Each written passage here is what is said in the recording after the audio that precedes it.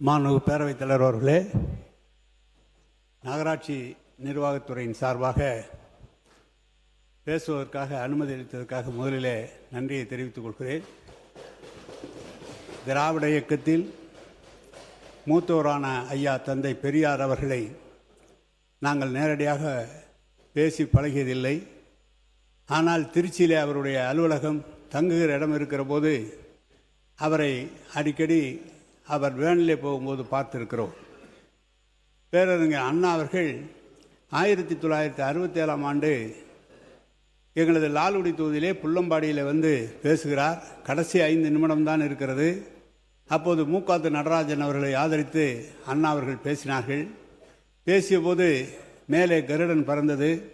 சிரித்து கொண்டே அண்ணா அவர்கள் சொன்னார்கள், ஆசிரியர்கள் பாசையில் சொன்னால் திராவிட முன்னேற்ற கழகம் ஆட்சி அமைவதை யாராலும் தடுக்க முடியாது என்று சொன்னார்கள். அதுதான் ஆரம்பம். அதன் பிறகு அவர் முதலமைச்சராக பொறுப்பேற்று கள்ளக்குடியிலே டால்மான் நிறுவனம் கட்டியிருக்கிற தொழிலாளர் குடியிருப்பை திறந்து வைக்க அண்ணா அவர்கள் வந்து திறந்து வைத்து உரையாற்றினார்கள். அதுதான் அண்ணா அவர்களை பார்த்திருக்கிறோம், 15 வயது.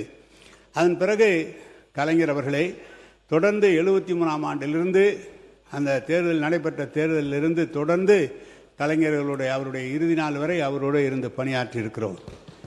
முதலாக 1986ஆம் ஆண்டு புள்ளம்பாடியிலே பொது தேர்தல், ஒன்றைக்கு ஊராட்சி ஒன்றியத்திற்கு மக்களால் தேர்ந்தெடுக்கப்படக்கூடிய தேர்தல்.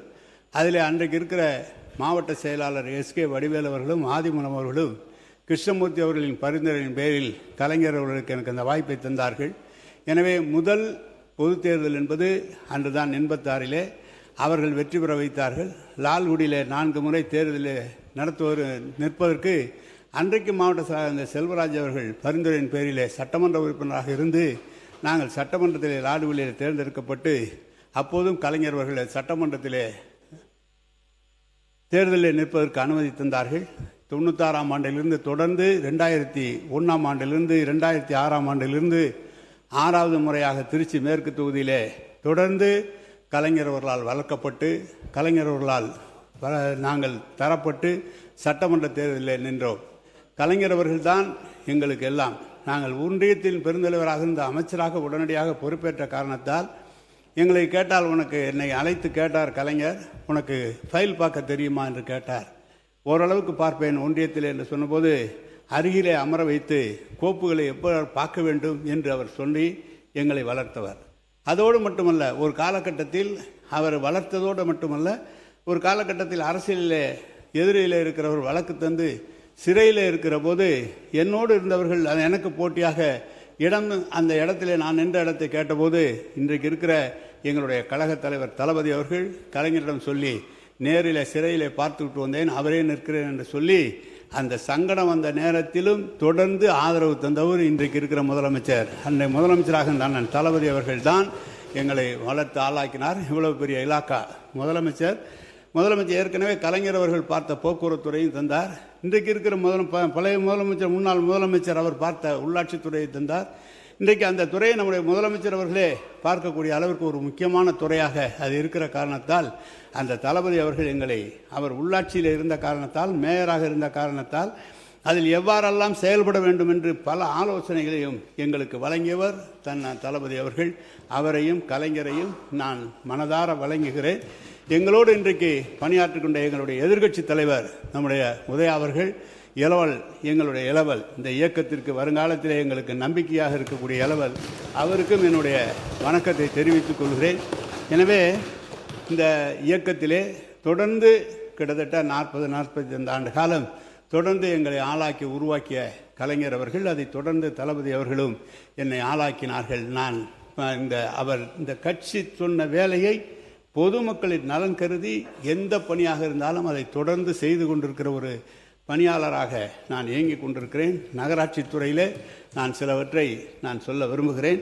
இங்கே நம்முடைய சௌமியா மாண்புமிகு உறுப்பினர் சௌமியா அம்பேமணி அவர்கள் சொன்னார்கள், திருப்புகழ் கமிட்டி அறிக்கையை நீங்கள் சபையிலே வைக்கவில்லை என்று 2 முறை கேட்டு நான் திருப்புகழ் ஓய்வு பெற்ற அதிகாரி திருப்புகழ் தலைமையில் கமிட்டி அமைக்கப்பட்டது. 31/1/2022 இடைக்கால அறிக்கை தந்தது.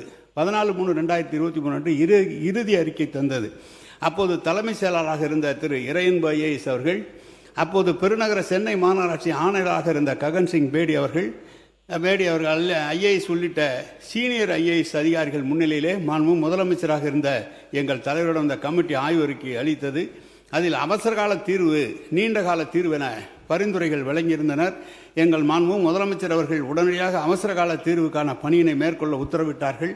அதன் அடிப்படையில் சென்னை வெள்ளத்தடுப்பு பணிகள் என்ற அடிப்படையில் மழைநீர் வடிகால்கள் அமைக்கும் பணிகள், புதிய மழைநீர் வடிகால் அமைக்கும் பணிகள் உள்ளிட்ட திருப்புகழ் கமிட்டி அளித்த 161 இலக்குகள் மீதான நடவடிக்கைகள் எடுக்கப்பட்டு பணிகள் நிறைவேற்றப்பட்டன.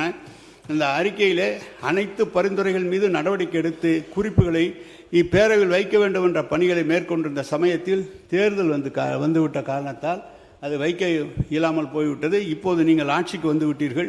அக்கமிட்டியின் இறுதி அறிக்கையை தாராளமாக அவையில் வையுங்கள், மீதமுள்ள பரிந்துரைகளை நிறைவேற்றுங்கள், எங்களுக்கு எவ்விதமான ஆட்சேபனையும் இல்லை, நாங்கள் முழு ஒத்துழைப்பை தருகிறோம் என்று இந்த நேரத்தில் திருப்புகழ் கமிட்டியினுடைய அறிக்கைக்காக அவர் சொன்னார்கள். இங்கே தலைவர் அவர்களால் வறுக்கப்பட்டு எனக்கு அதிகாரிகளுடைய, எங்கள் துறை அதிகாரிகளினுடைய ஆதரவு என்பது மிக சிறப்பாக எனக்கு முதலில் மின்துறையை பார்த்தபோது டிவி அந்தோணி அவர்கள் தான் எனக்கு சேர்மன், இபி சேர்மன். அவர் தான் வட சென்னையில் 2200 ஏக்கர் அளவில் நம்முடைய கலைஞர் அவர்கள் வெங்கட்ராமன், ஜனாதிபதி வெங்கட்ராமனை வைத்து வந்து அடிக்கல் நாட்டி புதிய அனல் மின் நிலையம் தொடங்க வைத்தது அவருடைய காலத்தில் தான். எங்களோட செயலாளராக இருந்தவர்கள் தொடர்ந்து 5-6 செயலாளர்களும் தலைமை செயலாளராக தரம் உயர்ந்து தலைமை செயலாளராக பணியாற்றியிருக்கிறார்கள். சாரங்கி, திருப்பாதி, மாலதி, இப்போது சிவதாஸ் மீனா, இப்போதும் கூட நம்முடைய தலைமை செயலாளர் கூட எங்கள் இலாக்காவில் ஒரு துறைக்கு அதிகாரியாக பணியாற்றார். இன்றைக்கு பேடி அவர்கள் எங்கள் மாநகராட்சி ஆணையராக இருந்தார். இந்த மாநகராட்சியிலே வெள்ளத்தடுப்பு பணிகளை முழுமையாக அறிந்தவர் என்ற வகையிலே அவரும் இந்த பல பணிகளை சென்னையிலே செய்திருக்கிறார்கள். எனவே உணவுத்துறையில் இருக்கின்ற போது ராமுவாக இருந்தாலும் சாந்தாசில நாயர் அவர்கள் எங்கள் திருச்சி மாவட்டத்தினுடைய முதல் ஆட்சித்தலைவர். அவர்தான் எங்கள் கிராமத்திற்கு முதல் வந்தார். எனக்கு உணவுத்துறை ஆணையராக இருந்தார். இப்போது இருக்கிற உணவு அமைச்சர் அவர்கள் நீங்கள் அரிசியை இலகுவாக இப்போது 40 லட்சம் டன் 50 லட்சம் டன் அரிசியை பெறுவது போல 96ஆம் ஆண்டெல்லாம் அப்படி அரிசி கிடைக்காது. Affluent section, middle income group, lower income group என்று 3 வகையாக வைத்து மத்திய அரசு, ஒன்றிய அரசு தருகிற விலையிலே அரசாங்கம் பணம் கட்டி அதை வாங்க வேண்டும். அப்படி வாங்க வரும்போது ஒவ்வொரு முறையும் ஒன்றிய அரசை சென்று கேட்டு அதை பெறுவது என்பது மிக சிரமமாக இருக்கும். ரேஷனிலே ஒரு பிரச்சனை என்று சொன்னால் அன்றைக்கு மிக பிரச்சனையாக வந்துவிடும் என்ற காரணத்தால் கலைஞர் அவர்கள் அடிக்கடி டெல்லி சென்று அதை பார்க்க சொல்வார்கள். எனவே அந்த காலகட்டத்தில் நான் சாந்தாசில நாயர் உணவுத்துறை ஆணையராக இருந்தார்கள் என்று சொன்னவுடன், ஏன் நம்ம அரிசியை அதிகமாக உபயோகப்படுத்துகிறோம், கோதுமையை கொஞ்சம் அறிமுகப்படுத்தலாம் என்று கேட்டபோது அவர் சொன்ன ஐஏஎஸ் அதிகாரி, இந்த நாட்டின் மீது எவ்வளவு நம்பி, நல்ல விவசாயிகள் மீது ஒரு நல்ல எண்ணம் கொண்டவர், எந்த காலத்தில் அந்த முடிவை நீங்கள் எடுத்து விடாதீர்கள், நம் விவசாயிகள் உற்பத்தி செய்வது அரிசி தான், அந்த அரிசியை மட்டும்தான் நாம் சொல்ல வேண்டும் என்று அதிகாரிகள், இப்படி பல அதிகாரிகள் எங்களுக்கு ஆலோசகர்களாக இருந்திருக்கிறார்கள். போக்குவரத்தில் சாரங்கியாக இருந்தவர் திருப்பி 15,000 புதிய பேருந்துகளே அப்போதுதான் வாங்கப்பட்டது, சாரங்கி அவர்கள் இருந்தபோது. எனவே ஒவ்வொரு துறையிலும் இருக்கிற அதிகாரிகள், அனைத்து அதிகாரிகள் சொல்கிற ஆதரவை முதலமைச்சராக இருந்த கலைஞராக இருந்தாலும், முதலமைச்சராக இருந்த தளபதியாக இருந்தாலும் அதை ஏற்றுக்கொண்டு அந்த நிதியை ஒதுக்கி தந்தால்தான் அமைச்சர்களால் செயல்பட முடியும். எனவே அத்தனை நிதியும் ஒதுக்கி தந்தார்கள். இப்போது கூட நகராட்சி துறையிலே முதலில் 44% தான் நமக்கு, 56% ஊராட்சி, உள்ளாட்சித்துறை 2ஆக பிரித்து விட்டார்கள். எனவே அது 44 தான் இருந்தது. நம்முடைய முதலமைச்சர் உடனடியாக 5% உயர்த்தி 49% என்று உயர்த்தி ஒவ்வொரு ஆண்டும் 24,000 கோடி 26,000 கோடி என்று 5 ஆண்டு காலம் நிதி ஒதுக்கப்பட்டு திட்டங்கள் தீட்டப்பட்டது. இதுதான் இந்த நிதி ஒதுக்கிய காரணத்தால் தான் தமிழ்நாட்டிலே பல காரியங்கள், நல்ல காரியங்கள் செயல்படுத்தப்பட்டவன. குறிப்பாக குடிநீர் திட்டங்கள் எடுத்துக்கொண்டால், கலைஞர் அவர்கள் 1970ஆம் ஆண்டு தொடங்கினார்கள் தமிழ்நாடு குடிநீர் வடிகால் வாரியம் என்று சொல்லி. அதில் பார்த்தால் முதலில் ஆழ்குழாய் கிணறு போடப்பட்டது. அப்புறம் கிணறுகள், ஆறுகளிலே கிணறு தோண்டி குடிநீர், பாதுகாக்கப்பட்ட குடிநீர் வழங்கப்பட்டது. அப்படி பார்த்தால் சென்னையிலே 900 எம்எல்டி, மற்ற எல்லா நகரங்களிலும் சேர்த்து 1900 எம்எல்டி. இந்த 5 ஆண்டு காலத்தில் எல்லா நகரங்களுக்கும் சென்னையை சேர்த்து கிட்டத்தட்ட 4,500, சென்னையை சேர்த்தால் 5,000 எம்எல்டி குடிநீர் திட்டம், பாதுகாக்கப்பட்ட குடிநீர் திட்டங்களை உருவாக்கினார்கள். அதோடு மட்டுமல்ல, ஒகேனக்கல் 2வது திட்டம், திருவண்ணாமலையினுடைய அமைச்சராக இருந்த வேலு கேட்டுக்கொண்டிருக்கிறாங்க, 14,000 கோடி செலவிலே வேலூரில் ஒரு பகுதி, திருவண்ணாமலை, கள்ளக்குறிச்சி, விழுப்புரம் என்று அனைத்து பகுதிகளிலும் குடிநீர் திட்டங்கள்.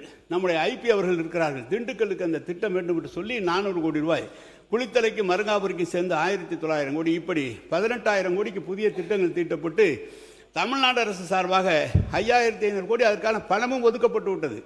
தமிழ்நாடு அரசினுடைய பங்கு தொகை தரப்பட்டு விட்டது. ஜல்ஜீவனிலே ஒன்றிய அரசு தராத காரணத்தால் அந்த திட்டங்கள் அப்படியே நிறைவேற்றப்பட முடியாமல் நிறுத்தி வைத்திருக்கிறார்கள். எனவே அமைச்சர்கள்லாம் புதிதாக வந்திருக்கிறீர்கள். ஏற்கனவே தமிழ்நாடு அரசு சார்பாக ஒதுக்கப்பட்ட அந்த திட்டங்களை நீங்கள் மீண்டும் தொடங்கி அனைத்து இடங்களுக்கும் பாதுகாக்கப்பட்ட குடிநீர் கொடுப்பதற்குரிய நடவடிக்கைகள் எடுக்க வேண்டும். நம்முடைய தளபதி அவருடைய ஆட்சியிலே 4-5 ஆண்டு காலத்தில் கிட்டத்தட்ட 2000 எம்எல்டி கூடுதலாக பாதுகாக்கப்பட்ட குடிநீர் வழங்கப்பட்டிருக்கிறது. சென்னை மெட்ரோ, பெருநகர சென்னை குடிநீர் வழங்கல் துறையின் சார்பாக அதனுடைய திட்டங்கள் வடசென்னை வளர்ச்சி திட்டங்கள், நம்முடைய சேகர்பாபு பார்த்த துறையிலிருந்தும் கிட்டத்தட்ட சிங்கார சென்னை திட்டத்தின் கீழே இப்போது கூட இந்த நம்ம குறிப்பு புத்தகத்தில் கொடுத்திருக்கிறார்கள். 500 கோடி ரூபாயில் ஒதுக்கப்பட்டிருந்து கூடுதலாக நிதி ஒதுக்கி தருகிறோம் என்று. கிட்டத்தட்ட 60-70 ஆண்டு காலம் குழாய்களை மாற்றவும், அந்த குழாய்களுக்கு புது குழாய்கள் அமைக்கவும், பாதாள சாக்கடை திட்டங்களை உண்டாக்குவதற்குரிய அந்த புதிய திட்டங்களை பெரிய குழாய்களை அமைப்பதற்கும் அந்த திட்டங்கள் தீட்டப்பட்டு செயல்படுத்தப்பட்டு விட்டன. சென்னையிலே பெருவெள்ளம் வந்தபோது நீங்கள் அந்த குடிநீர் வடிகால் நம்ம சென்னை பெருநகர மெட்ரோ வாட்டர் மூலமாக இருக்கப்பட்ட மோட்டார்கள்லாம் மோட்டாரே பள்ளத்தில் இருந்த காரணத்தால் அங்கே மோட்டாரும் பழுதுபட்டு தண்ணீர் உடனடியாக. உறுப்பினர் குறுக்கீடு கொஞ்சம் போருங்க. இன்னும் நீங்கள் மானிய கோரிக்கை மீதே வரல. இன்றைய மானிய கோரிக்கை வராமல் நீங்கள் மற்ற விஷயம் பயனுள்ள கருத்துக்களை சொல்லிக் கொண்டு தான் வருகின்றீர்கள். ஆனால் ஏற்புடைய இன்றைய மானிய கோரிக்கை மீது சொன்னால் மாண்பு அமைச்சர்களுக்கும் மக்களுக்கு பயனுள்ளதாக இருக்கும். மானிய கோரிக்கை மீது தமிழ்நாடு குடிநீர் வடிகால் வாரியமும் மெட்ரோ திட்டமும் நகராட்சி துறையும் மூன்றும் இணைந்தது தான் இந்த துறை. நீங்கள் சொல்லிய கருத்துக்கள் நான் குறை சொல்ல, மூணும் இணைந்த இந்த துறையில் தான் பேசிக் கொண்டிருக்கிறேன். உயர்கல்வித்துறை துறையில் தான் பேசிக் கொண்டிருக்கிறேன். அனைத்து மோட்டார்களுக்கும் புதிதாக மாற்றப்பட்டு புதிய மோட்டார்கள் அமைக்கப்பட்டு உயரமாக வைத்து வெள்ளம் வந்தாலும் அந்த தண்ணீர் இறைக்கக்கூடிய நிலையை உண்டாக்கியது மெட்ரோ திட்டம். செம்பரமாக்கம் ஏரியிலிருந்து 240 எம்எல்டி தண்ணீர் நம்முடைய உள்ளாட்சித்துறை அமைச்சராக இருந்த நம்முடைய தளபதி அவர்கள் அதை உருவாக்கி தந்தார்.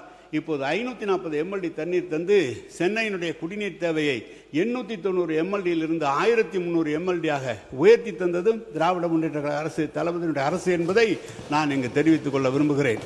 எனவே குடிநீர் வழங்கல் துறை அல்லது சென்னை மெட்ரோ வாட்டர் அனைத்துமே சொன்ன நம்முடைய ஆட்சியிலே புதிதாக முதலமைச்சர் அறிவித்திருக்கார். கூவத்தையும் அடையாறையும் சீர் செய்ய போகிறோம் என்று சொல்லியிருக்கிறார்கள். அது கொஞ்சம் ஏற்கனவே நாங்களும் முயற்சித்து தான், கலைஞர் அவர்களும் முயற்சித்து தான் கூவத்தை சரி செய்ய வேண்டும் என்று. என்ன சங்கடம் என்று சொன்னால், சென்னையில் 540 இடங்களிலே அந்த கழிவுநீர் அங்கங்கு கலக்கிறது. அடையாறிலும் கலக்கிறது, கூவத்திலையும் கலக்கிறது. சரி, அந்த 540 இடத்துல கலக்கிற அந்த குடிநீர் திட்டம் ஒரு நாளைக்கு 1300 எம்எல்டி கொடுக்கிறோம். ஒரு 100 லிட்டர் என்று சொன்னால் 5 லிட்டர் 10 லிட்டர் தான் செலவாகும். பாக்கி 90 லிட்டர் தரைக்கு கழிவதாக தான் போகும். எனவே அவ்வளவு கழிவையும் கொண்டு போய் சுத்திகரிப்பு செய்து நெசப்பாக்கத்தில் கொண்டு செல்கிறோம் என்று சொன்னால் 1000 எம்எல்டிக்கு கழிவுநீர் சுத்திகரிப்பு நிலையம் உருவாக்கினாலும் கூட அது இதையும் எடுத்து சென்று சுத்திகரித்து நிலத்தடி நீரை பெருக்கினால்தான் அந்த தண்ணீர் சரியாக வரும். எனவே அந்த 540 இடங்களில் இருந்து கொண்டு செல்ல வேண்டும் என்றால் குழாய்கள் பதிக்க வேண்டும், சாலைகளை தோண்ட வேண்டும், போக்குவரத்து நெரிசல் இருக்கிறது, எல்லா சிரமங்களும் இருக்கிறது. எனவே அதில் மிகப்பெரிய சவால்களை இருக்கிற காரணத்தால் தான் தொடர்ந்து அந்த பணிகளை மேற்கொண்டிருந்தாலும் என்றால் அது கடைசியாக இறுதியாக செய்ய முடியவில்லை. எனவே எங்கெங்கே தேங்கி இருக்கிற ஆறுகளை எல்லாம் ஓட்டேரி, நல்லா, விருகம்பாக்கம், வீராங்கல் ஓடை போன்ற நீர்வளத்துறையில் இருந்த ஆறுகளை மீட்டெடுத்து நம்ம அரசாங்கம் எடுத்து மாநகராட்சி எடுத்து சாலைகளை அந்த ஆறுகளை தூர்வாருகிற நிலையும் நாங்கள் எடுத்திருக்கிறோம் என்பதையும் தெரிவித்து நகராட்சி துறையினுடைய பணிகள் நான் சொல்ல விரும்புகிறேன். இதில் எங்களுக்கு உற்ற துணையாக தலைவர் கலைஞர், ஐயா தந்தை பெரியார், பேரறிஞர் அண்ணா, தலைவர் கலைஞர், தளபதி தம்பி ஐயா இளவல் உதயா அவர்கள், இவர்களோடு எங்களுடைய தோழமை கட்சியை சேர்ந்தவர்களையும் நான் நினைவு கூற விரும்புகிறேன். இங்கே பிரேமலதா விஜயகாந்த் தேமுதிகவினுடைய தலைவர், நம்முடைய ஜவஹர்லா பேராசிரியர் ஜவஹர்லா, எஸ்டிபியினுடைய முபாரக், நம்ம தமுமின் அன்சாரி போன்ற தலைவர்கள் எங்களோடு உறுதுணையாக இருந்து தேர்தலில் பணியாற்றியவர்கள். அவர்களுக்கு இந்த நேரத்தில் என்னுடைய நன்றியும் வணக்கத்தையும் நான் தெரிவித்துக் கொள்கிறேன். நான் பொதுவாக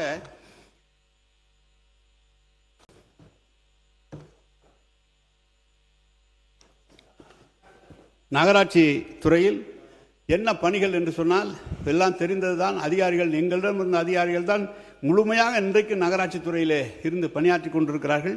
குடிநீர் வசதிகள், மழைநீர் வடிகால் வசதிகள், கழிவுநீர் அகற்றுதல், கழிவறை வசதிகள், தார் சிமெண்ட் சாலைகள் அமைத்தல், புதிய பேருந்து நிலையங்கள், தெருவிளக்குகள், பூங்காக்கள் மற்றும் விளையாட்டு மைதானங்கள், பொது சுகாதாரம், சந்தைகள் அமைத்தல், அறிவுசார் மையங்கள், நூலகங்கள் அமைத்தல், பள்ளிகள் பராமரித்தல், நீர்நிலைகளை தூர்வாரி கரைகளை பலப்படுத்துதல், பயோமைனிங் மூலம் தேக்க திடக்கழிவுகளை அகற்றுதல், திடக்கழிவு மற்றும் திரவ கழிவு மேலாண்மை, குப்பையிலிருந்து எரிவாயு தயாரித்தல், தூய்மை பணியாளர்களுக்கு துணை முனைவோர்களாக மாற்றி அவர்களுக்கு அனைத்து பாதுகாப்பும் வழங்குதல், புதிய நவீன எரிவாயு தகனமடை அமைப்பது போன்ற இந்த பணிகளை தான் இந்த 5 ஆண்டுகளில் 1.25 லட்சம் ரூபாய் 1.25 லட்சம் கோடி செலவிலே செய்திருக்கிறோம். எங்களது 5 ஆண்டு கால திராவிட முன்னேற்ற கழகத்தில் என்ன செய்திருக்கிறோம் என்பதை சொல்கிறோம். 10 மாநகராட்சிகள் புதிதாக உருவாக்கப்பட்டன. ஏற்கனவே இருந்தது 31 நகராட்சிகள் தரம் உயர்த்தப்பட்டன. 7 பேரூராட்சிகள் நகராட்சிகளாகவும் 22 ஊராட்சிகள் மற்றும் 6 பேரூராட்சிகள் சேர்ந்து 6 நகராட்சிகளாகவும் தரம் உயர்த்தப்பட்டன. 29 ஊராட்சிகள் 25 பேரூராட்சிகள் தரம் உயர்த்தப்பட்டன.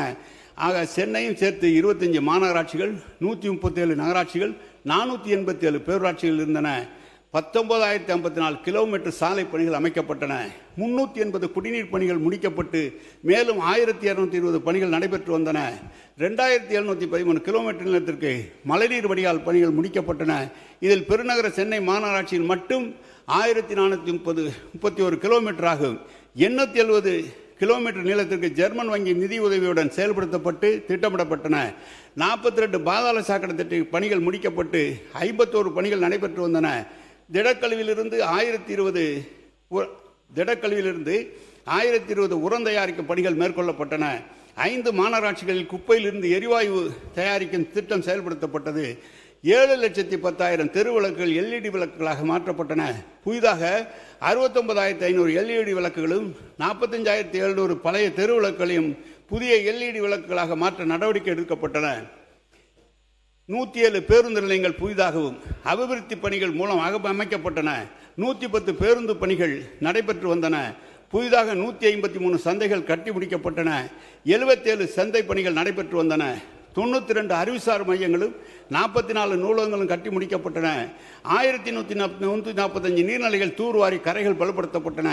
920 பூங்காங்கள் புதிதாகவும் மேம்படுத்தவும் செய்யப்பட்டன. 230 நவீன எரிவாயு தகன மேடைகள் அமைக்கப்பட்டன. பயோமைனிங் மூலம் தேக்க திடக்கழிவுகளை அகற்றி 1,290 ஏக்கர் நிலம் மீட்டெடுக்கப்பட்டன. நகர்ப்புற ஆரம்ப சுகாதார நிலையங்கள், சமுதாய கூடங்கள் அமைக்கப்பட்டன.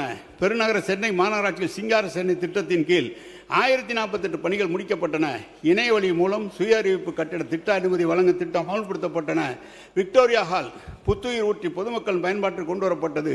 பெருநகர சென்னை மாநகராட்சிக்கு புதிதாக மன்ற கூட்ட அரங்கு கட்டும் பணிகள் ஆரம்பிக்கப்பட்டது. பெருநகர பகுதியில் அதிகரித்து வரும் போக்குவரத்து தேவைகளை பூர்த்தி செய்யும் வகையில் திறமையான போக்குவரத்து அமைப்பாக ITMS உருவாக்கப்பட்டது.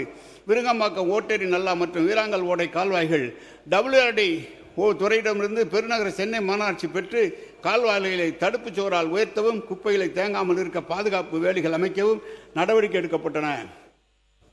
பெருநகர சென்னை மாநகராட்சி பகுதியில் நிலத்தடி நீர்மட்டத்தை உயர்த்த பூங்காக்கள் மற்றும் பொது இடங்களில் மழைநீர் சேகரிப்பு கட்டமைப்புகள் உருவாக்கப்பட்டன. அனைத்து பாலங்களிலும் அழகுபடுத்தும் பணிகள் தொடங்கப்பட்டு நடைபெற்று வருகிறது. தனியார் பள்ளிகளுடன் போட்டியிடும் வகையில் பெருநகர சென்னை மாநகராட்சியின் சில பள்ளிகள் ஸ்மார்ட் வகுப்புகளாக மேம்படுத்தப்பட்டன. இதனால் பெரும் பாலான மாணவர்கள் பலன் பெற்று வந்தனர். போட்டித் தேர்வுக்கு தயாராகும் மாணவர்களுக்கு முதல்வர் படிப்புகள் அமைக்கப்பட்டன. நீலக்கொடி கடற்கரை திட்டம் மூலம் மெரினா கடற்கரை தரம் உயர்த்தப்பட்டது. அம்மா உணவுகள் அனைத்தும் முழுமையாக பராமரிக்கப்பட்டு செயல்படுத்தப்பட்டு வந்தன. தூய்மை பணியாளருக்கான முதலமைச்சர் உணவு திட்டம் என்ற திட்டம் செயல்படுத்தப்பட்டது. பள்ளி மாணவர்களுக்கான முதலமைச்சரின் காலை உணவு திட்டம் செயல்படுத்தப்பட்டது. மெரினா கடற்கரை நீச்சல் குளம் பாதுகாக்கப்பட்டு பொதுமக்கள் பயன்பாட்டு கொண்டு வரப்பட்டன. மாற்றுத்திறனாளியான கடற்கரை அணுகுபாதை அமைக்கப்பட்டது. சென்னை பெருநகரை அழகுபடுத்தும் குழந்தைகள் முதல் பெரியவர்கள் வரை அனைவரும் பாதுகாப்பாக நடைபாதைகளை பயன்படுத்த வாகனம் சாரா போக்குவரத்து திட்டம் பயன்படுத்தப்பட்டது. விலங்குகள் இனப்பெருக்க கட்டுப்பாடு மையங்கள் நகர்ப்புற சென்னையில் புதிதாக 13 உள்ளாட்சி அமைப்புகள் அமைக்கப்பட்டது. சென்னையில் புதிதாக 13 பாலங்கள் கட்டி முடிக்கப்பட்டன. 12 பாலங்கள் கட்டும் பணிகள் நடைபெற்று வருகின்றன. பெருநகர சென்னை மாநகராட்சி பகுதியில் தனியார் 20 நிமிஷம் 20 நிமிஷம் சரி முடிச்சிருக்கேன். உங்களுக்கு தான் நீங்கள் தேர்தல்லாம் நடத்த போகிறாங்க, உள்ளாட்சி தேர்தல். அதில் இருக்கிற நீங்கள் பேசுங்க பேசிட்டு தானே இருக்கிற பேசுங்க. பெருநகர சென்னை மாநகராட்சி பகுதியில் தனியார் பங்களிப்புடன் புதிதாக கழிப்பறைகள் கட்டப்பட்டன. மேலும் புதிதாக மண்டல அலுவலகங்கள், பாதாள சாக்கடை திட்ட பணிகள், அலுவலக கட்டிடங்கள் போன்ற எண்ணற்ற பணிகள் செயல்படுத்தப்பட்டன. தமிழ்நாட்டில் நகர்ப்புற உள்ளாட்சிக்கென்று தனித்தனியாக இருந்த சுமார் 25 சட்டங்கள், அதன் கீழ் இயற்றப்பட்ட விதிகள் ஆகியவற்றை ஒருங்கிணைத்து 98 புதிதாக சட்டம் இயற்றப்பட்டது. நகர்ப்புற உள்ளாட்சி அமைப்புகளில் நிர்வாகத்தை ஒரு குடையின் கீழ் கொண்டு வந்து வரும் உயர்நோக்குடன் இயற்றப்பட்ட சட்டத்தை புதிய திட்டங்களுடன் புதிதாக உருவாக்கப்பட்ட விதிகளுடன் 13/4/2023 முதல் நடைமுறைக்கு கொண்டு வரப்பட்டது. 81 கூட்டு குடிநீர் திட்டங்கள், 52 ரெட்ரோஃபிட்டிங் திட்டங்கள் முடிக்கப்பட்டன. மேலும் 15 கூட்டு குடிநீர் திட்டங்கள் நடைபெற்று வந்தன. இதனால் கூடுதலாக 2.39 லட்சம் மக்களுக்கு பாதுகாக்கப்பட்ட குடிநீர் 1175 MLD லிட்டர் பாதுகாக்கப்பட்ட குடிநீர் வழங்கப்பட்டது. ஒகேனக்கல் கூட்டு குடிநீர் திட்டம் 2வது திட்டம் தொடங்குவதற்காக அனைத்து பணிகளும் முடிக்கப்பட்டு வந்தன. சென்னை குடிநீர் வாரியம் இப்படி தொடர்ந்து வடிகால் வாரியங்கள் மூலமாகவும் சென்னை பெருநகர குடிநீர் வழங்கல் மூலமும் பல்வேறு பணிகள் மேற்கொள்ளப்பட்டன. ஏற்கனவே சொல்லப்பட்டிருக்கிறது. இப்போது கூட உள்ளாட்சி முடிய இருக்கிறது. இன்னும் 4-5 மாதத்தில் ஜனவரி வந்தால் நகராட்சியினுடைய பதவிக்காலம் முடிய இருக்கிறது. புதிய தேர்தல் அறிவிப்பு வர இருக்கிறது. நீங்கள் பார்த்தால் எங்கள் இருக்கும்போதே உச்சநீதிமன்றத்தின் உத்தரவின் காரணமாக தான் கம்யூனல் ரொட்டேஷனை சரி செய்து அதை மறுபடியும் இருக்கிற வார்டுகளை அதிகப்படுத்தி மக்கள் தொகையை ஒரே சீராக வைத்து தேர்தலை நடத்த வேண்டும் என்ற எண்ண மாண்பு முதலமைச்சர் அவர்கள், எங்களுடைய முதலமைச்சர் முடித்திருந்தாலும் உச்சநீதிமன்றத்தினுடைய தீர்ப்பின் காரணமாக உடனடியாக தேர்தல் நடத்தப்பட்டது. இப்போது பார்த்தால் உங்களுக்கு தெரியும், சென்னையிலே 200 வார்டுகள் இருக்கிறது. ஒரு வார்டிலே 15,000 வாக்குகள் இருக்கும், ஒரு வார்டிலே 40,000 வாக்குகள் இருக்கும். அதே போல 50% இடஒதுக்கீடு என்று வருகிற போது ஒரு வார்டிலே 10 வார்டுகள் ஒரு இடத்துல இருக்குமானால் 9 வார்டுகள் பெண்களுக்காக போய் ஒரே ஒரு வார்டு ஆண்களுக்காக வருகிறது. இதையெல்லாம் சீரமைக்க வேண்டும் என்ற நோக்கத்தோடு தான் சென்னையை 300 வட்டங்களாகவும் மதுரை, திருச்சி, கோவை போன்ற வார்டுகளை அதிகப்படுத்தியும் அதற்கான அடிப்படை வசதிகளை செய்வதற்காக அந்த ஏற்பாடுகள் செய்யப்பட்டது.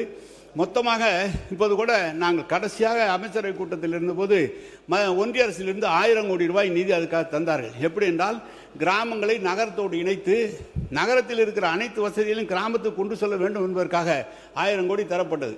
12,000க்கும் மேற்பட்ட ஊராட்சிகள் இருக்கிறது, 380 ஒன்றியங்கள் இருக்கிறது, கிட்டத்தட்ட 38 மாவட்ட ஊராட்சி இருக்கிறது. ஊராட்சிகளிலே 1500 வாக்குகள் இருந்த ஊராட்சி எல்லாம் இன்றைக்கு 5000, 6000 என்று வந்துவிட்டது. சில இடங்களிலே 40,000 கொண்ட ஒரு ஊராட்சி எல்லாம் இருக்கிறது. இதையெல்லாம் பகிர்ந்து பிரித்து 2 தேர்தலையும் ஒவ்வொரு இடத்திலையும் ஊராட்சிகளையும் பிரிக்க வேண்டும், ஒன்றியங்களையும் அதிகப்படுத்த வேண்டிய நிலை இருக்கிற காரணத்தால் இந்த பணிகளை செய்து முடித்தால் கிட்டத்தட்ட 20,000 அளவுக்கு ஊராட்சிகள் வரும், 500-600 ஒன்றியங்கள் வரும். அனைத்து பொதுமக்களும் நகராட்சி தலைவர்களாக, ஒன்றிய தலைவர்களாக, ஊராட்சி தலைவர்களாக வந்து மக்கள் பயன்பாட்டுவதற்கு ஏதுவாக இருக்கும். எனவே இந்த பணியை நம்முடைய பேடி அவர்களுடைய தலைமையில் தான் ஒரு குழு அமைக்கப்பட்டது. அன்றைக்கு எங்களுடைய அவர் ஊராட்சி செயலாளராக இருந்தார். அவருடைய தலைமையிலே எங்களுடைய கார்த்திகேயன் அவர்கள் அவருடைய செயலாளர் இருந்தும் அந்த கமிட்டி அமைக்கப்பட்டு பல முறை பேச்சுவார்த்தை நடத்தப்பட்டு சில காரணங்களால் அது நிறுத்தி வைக்கப்பட்டிருக்கிறது. எனவே மீண்டும் அந்த கமிட்டிக்கு புத்துயிர் ஊற்றி நீங்கள் தந்து அந்த உள்ளாட்சிகளிலே அனைத்து பிரதிநிதிகளும் கலந்து கொள்ளக்கூடிய அளவிற்கு, தேர்ந்தெடுக்கப்படக்கூடிய அளவிற்கு இந்த சட்டத்தை விரிவாக்கி எல்லா இடங்களிலும் விரிவாக்கம் செய்ய வேண்டும் என்று கேட்டுக்கொள்கிறேன். இந்த துறை என்பது மக்களுக்காக நிச்சயமாக எங்கள் 5 ஆண்டு காலத்தில் மிக மனநிறைவோடு இருக்கிறோம். தளபதி அவர்கள் பார்த்த துறை எங்களிடம் தந்தபோது அதை அவர் சொன்னபடியே நாங்கள் செய்திருக்கிறோம் என்ற மனநிறைவோடு இருக்கிறது. இவ்வளவு பணிகள் நடந்திருக்கிறது. எப்படி 2011 கணக்கீடின்படி 41% தான் நகரத்தில் இருக்கிற வாக்காளர்கள், பொதுமக்கள். இப்போது நகரத்தில் இருக்கிற மக்களுடைய கணக்கெடுப்பு 60% நகரத்திற்கு வந்து விட்டது. இந்தியாவிலே 100க்கும் மேற்பட்ட பெரிய நகரங்கள் இருப்பது நம்ம தமிழ்நாட்டில் தான். நகரங்கள் இருக்கிற போது 60% மக்களுக்கு தேவையான திட்டங்களை உண்டாக்க வேண்டும். ஃப்ளோட்டிங் பாப்புலேஷன் தினந்தோறும் வந்து செல்கிறார்கள் நகரத்திற்கு 10% இருக்கு. 70% மக்கள் நகரத்தில் வருகிறார்கள். குடிக்க தண்ணீர் தர வேண்டும், நடக்க ரோடு தர வேண்டும், போக்குவரத்து வசதி செய்து தர வேண்டும், அவர்களுக்கு பொழுதுபோக்கு அமர்வதற்கு இடம் தர வேண்டும். இவ்வளவு செய்கிற ஒரு துறையாக இந்த துறை இருக்க வேண்டும். அதற்கான நிதியை இன்னும் அதிகமாக இப்போது 29,000 கோடி சொல்லியிருக்கிறார்கள். எனவே இன்னும் அதிகமாக தேவைப்படுகிற ஒரு துறையாக இந்த துறை இருக்கிறது. எனவே தொடர்ந்து இந்த துறையில் மக்கள் பயன்பட வேண்டும் என்று சொன்னால் இன்றைக்கு 60% மக்கள் நகரத்தில் தான் இருக்கிறார்கள். ஒரு ஆட்சிக்கு அல்லது ஒரு ஒரு வெளியூரிலிருந்து வருகிறார் என்று சொன்னால் முதலிலே தென்படுவது நகரங்கள் தான். அந்த நகரத்தில் இருக்கிற வசதிகள், அதை வைத்து தான் நாட்டையே அவர்கள் பார்ப்பார்கள். எனவே தான் அப்படிப்பட்ட நல்ல நகராட்சியாக தலைவராக நம்முடைய மேயர் தளபதி அவர்கள், உள்ளாட்சித்துறை அமைச்சர், துணை முதலமைச்சர், முதலமைச்சராக இருந்து வழிநடத்திய துறையிலே நாங்கள் பணியாற்ற எங்களை அனுமதித்ததே எனக்கு பெரிய நன்றி.